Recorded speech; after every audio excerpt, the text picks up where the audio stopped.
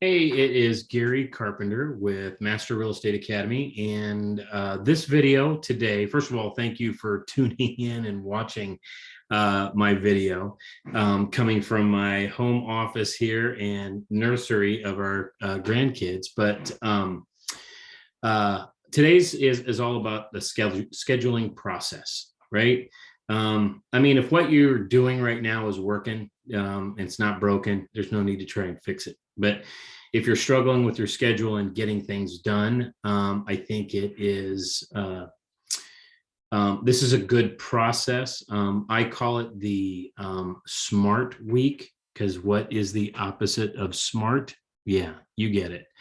But the idea of this is to make sure that when you're looking at all of the things that are important to you with your family, with your business, and I call them big rocks, right? They don't even have to be big rocks, but things that you want to accomplish, the important things in your life. Because if we're not scheduling things in, I think I was told a long time ago, what was that saying? If you don't plan, you essentially plan to fail. And actually, I think the quote went, if you fail to plan, you plan to fail. So I think having some handle of what you want to accomplish for the week. My wife still uses a paper calendar. A lot of people have gone digital and they use their phones and computers and Google and all that type of stuff. It doesn't matter. The idea is that you're scheduling in the things that are important to you. If nothing got done today, but the number one thing that was on your schedule, what is it and what needs to get done to make it a successful day? So I was always told how to have a successful week is you have more successful days than bad. Nobody's ever going to have a perfect week. But if your week was 8 out of 10, or if your week was 80% good, it could always get better. Weeks can always get better, right? They can always get worse too. But the thing is that you just want to make sure. And again, this isn't a perfect system. It's never going to be a perfect system. And what I mean by that is scheduling. But having something in place, I think, is important. So I just want to give you a tool that could help you. And so I want to start with, this is the time management grid. This is a Stephen Covey thing, okay? And so it's really looking at things that are going on in your life. And I look at time blocking, right? So you have a time block. So if I'm going to go out and mow my yard today, is it going to take 30 minutes, right? I mean, I got to get the lawnmower out. I've got to make sure it's got fuel. I got to then mow it. Am I going to bag it, not bag it?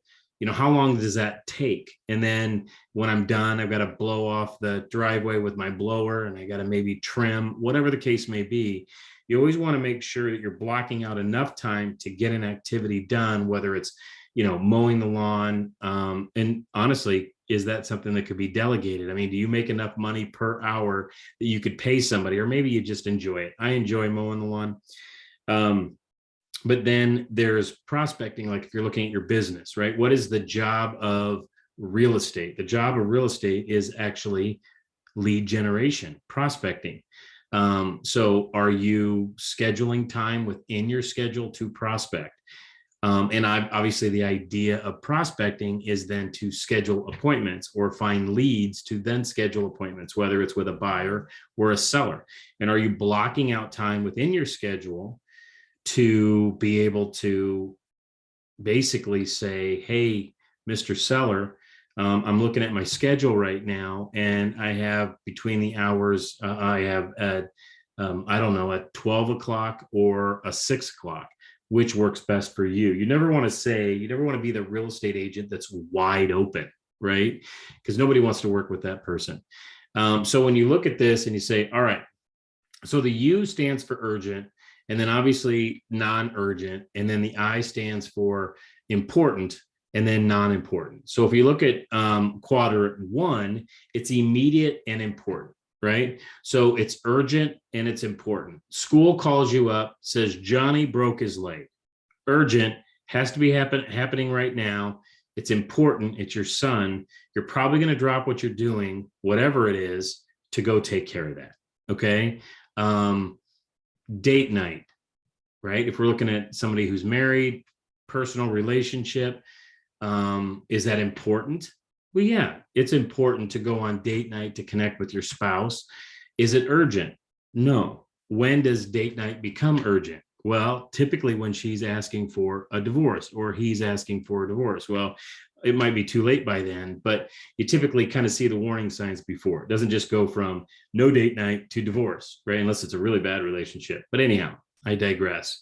So you're looking for non-urgent but important, which is a lot of things that are in our business and a lot of things that are in our personal relationships, right? So if it's not urgent, a lot of times we don't look at this as important, or we just hit it to the back burner, right? Lead generation in your real estate business is important, but it's not urgent. When does it become urgent? Well, when you're broke, right? So when we're looking at the second quadrant, it's long term, right? So lead generation is, there's no one day of lead generation that is going to determine your career.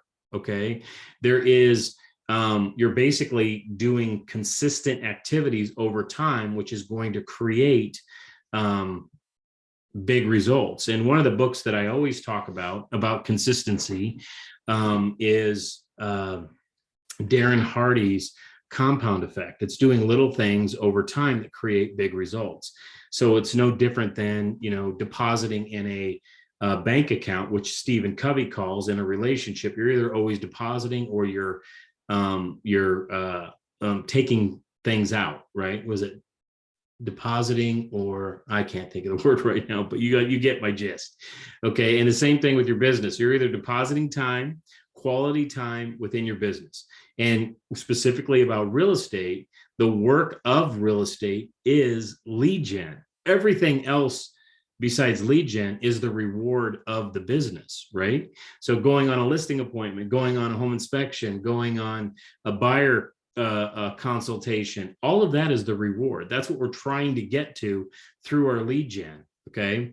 So this is where you're going to spend most of your time, and you got to kind of balance that out.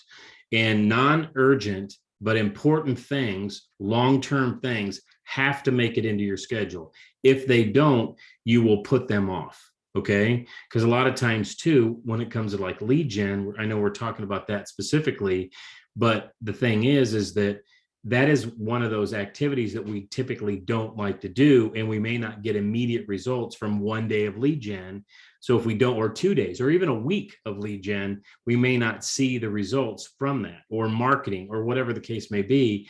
And so we kind of, we just got to stay focused on the things that are proven to be really, really important within this business. So, and then we go to quadrant 3, which is things that are non-important, but are urgent. Those are typically time pressure distractions, and typically somebody else, somebody in your office, somebody on your team, somebody in your family, whatever the case may be. You've really got to learn to say no to the things that are urgent to somebody else, but not important to you. I'm not saying not to do them. And I'm not saying that if your kids have things that are urgent, that they don't become important to you, because they do, depending upon their age level as well.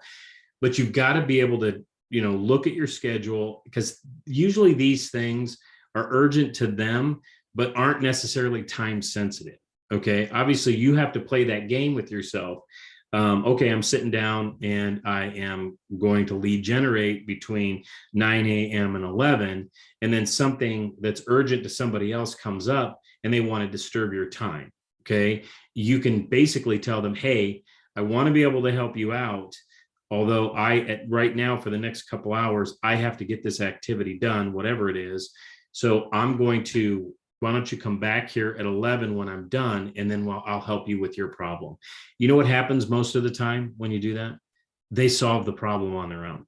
Okay. They find somebody else to help them with that problem. So you got to be able to learn to say no. And I'm going to probably shoot a video on the ways to be able to say no to people. So, and then quadrant 4, these are non-urgent. They're important, and they are typically have no value. And you have to determine what those are in your business, in your personal life, of things that are taking up your time. So the scheduling process kind of goes like this. I look at it as in blocks of time. There's a start time, there's an end time. Okay.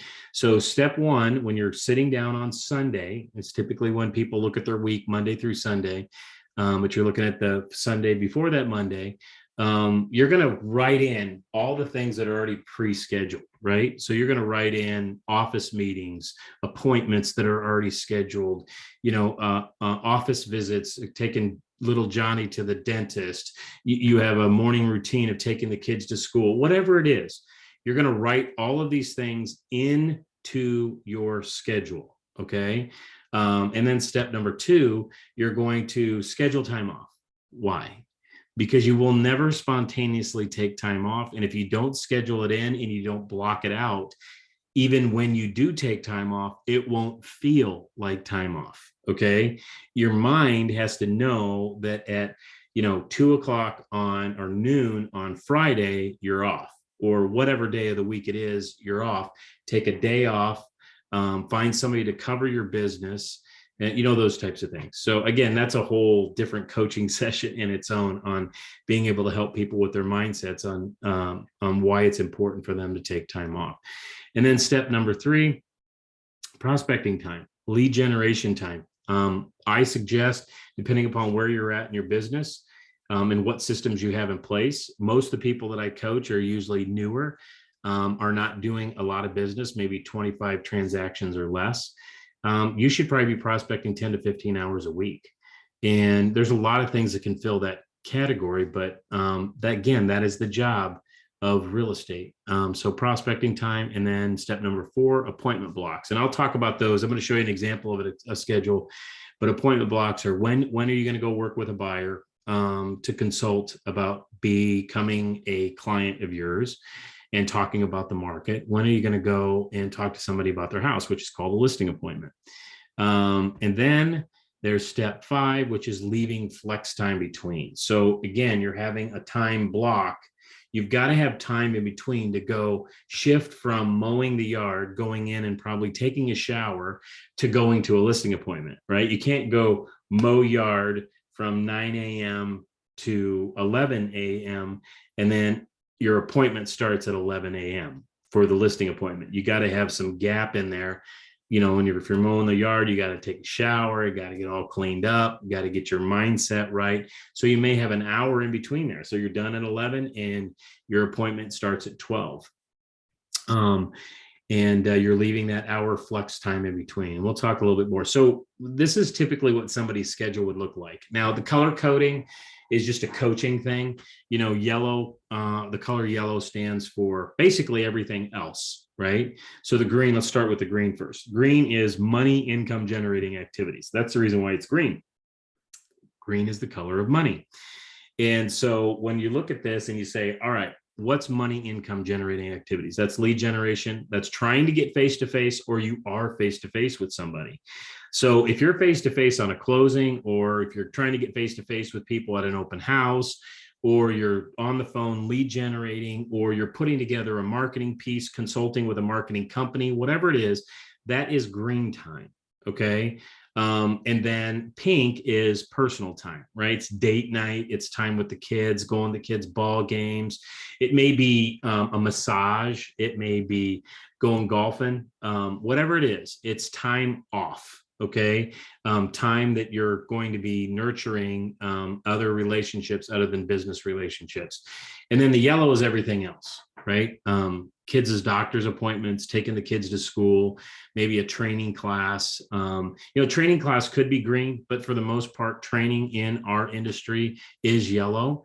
I believe in doing, right? You can learn and learn and learn, but if you don't go actually implement the things that you learn, guess what? Education without application is worse than worthless, okay? And you will go broke learning. So when you look at this, these are time blocks, right? I got my prospecting time blocks in. I got my appointment blocks when I'm going to go on a listing appointment. So if I am prospecting, I'm on the phone and somebody says, yeah, I think we're thinking about selling our house. We'd love to sit down and chat with you. Then you're going to basically try to schedule an appointment with them, right?